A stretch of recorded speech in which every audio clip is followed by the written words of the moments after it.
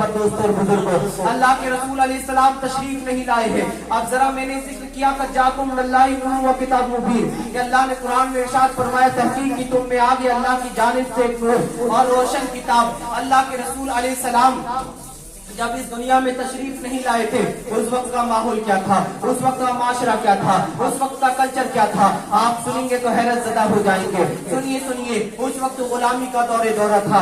एक गुलाम जो गुलाम होता, फिर उसकी बेटे गुलाम, फिर उसकी नस्ल गुलाम, फिर उसकी औलाद गुलाम, इस तरीके से उसकी जिंदगी बसर हुआ करती थी। हिंदुस्तान के माशरे का ये माहौल था कि हर तरफ बुत परस्ती आम हो चुकी थी। लोग खुदा को मानना इनकार कर चुके थे, खुदा को नहीं मानते थे, बल्कि अपने अपने पुत्रों से फरियाद रसी किया करते थे।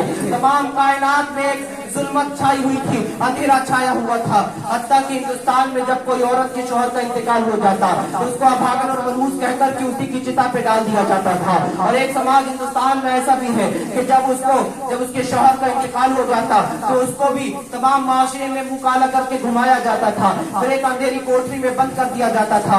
उसे माशरे में जीने का हक नहीं था, बच्चियों को जिंदा दफना दिया जाता था। एक शख्स ईमान लाने के बाद अल्लाह के रसूल अलैहिस्सलाम की बारगाह में आते हैं और अर्ज करते हैं या रसूल अल्लाह, ज़माने जाहिलियत के दो वाक़यात हैं, जब मैं उनको याद करता हूँ तो मुझे एक वाक़या सोच करके मेरे जहन में खुशी आती है, लेकिन दूसरा वाक़या सुन करके मेरे जहन में बड़ी बुराई आती है और मुझे अफसोस होता है और मैं रात भर बेचैन रहता हूँ, सो नहीं पाता हूँ। अल्लाह के रसूल ने इरशाद फरमाया बताओ वो वाक़यात कौन से हैं। वो शख्स अर्ज करने लगा या रसूल अल्लाह, ज़माने जाहिलियत में जब मैं बुत परस्ती किया करता था तो मैं जब लंबे सफर के लिए जाने लगा तो मैंने अपने साथ एक पत्थर का बुत रख लिया ताकि रास्ते में पूजा पाठ भी करता हुआ चले जाऊं। लेकिन जब रास्ते में देखा मैंने सामान भारी है, रास्ते में बोझ महसूस होगा, उसने उस बुत को वहीं रख दिया और आटे का छोटा सा बुत बना करके उसमें तमाम जो है आटे का बुत बना करके उसको अपने सामान में रख लिया और निकल गया सफर पर। जब उसके पास खाने पीने का सामान खत्म हो गया और सफर लंबा हो गया तो उसने उस बुत को कूटा और कूटने के बाद उसकी रोटी बनाई और उसे खा लिया।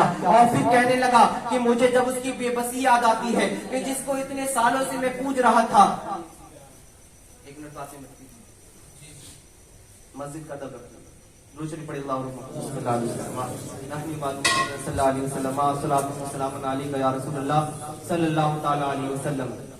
हज़रात मोहतरम, जब भी नाते हुजूर होती है नींद आंखों से दूर होती है और जहाँ भी उनकी महफिल सजी हुसैन उनकी आमद जरूर होती है। और हमारा ईमान है कि मुजस्सम जिंदगी बैठे हुए हैं, मुजस्सम जिंदगी बैठे हुए हैं, फरिश्ते भी सभी बैठे हुए हैं और तुम्हारा चुप बैठ जाना है जरूरी। अरे इस महफिल में नबी बैठे हुए हैं। हमारा ईमान है कि हुजूर की तजल्लियात इस महफिल में पड़ रही है। दुरूद शरीफ पढ़िए अल्लाह मुहम्मद सल्लल्लाहु अलैहि वसल्लम नहनी वाल मुहम्मद सल्लल्लाहु अलैहि वसल्लम सलातु सलाम अलैका या रसूल अल्लाह सल्लल्लाहु ताला अलैहि वसल्लम। हज़रात मोहतरम, अर्ज़ कर रहा था, उस आदमी ने कहा जब मुझे ये वाक़या याद आता है कि उस बुत की मैं पूजा कर रहा था कि जिस वक्त मैंने उसे पत्थर में कूटा तो उसने मुझसे चू भी नहीं किया और उसकी मैं पूजा कर रहा था। ये वाक़या जब मुझे याद आता है तो मेरी हंसी नहीं रुकती।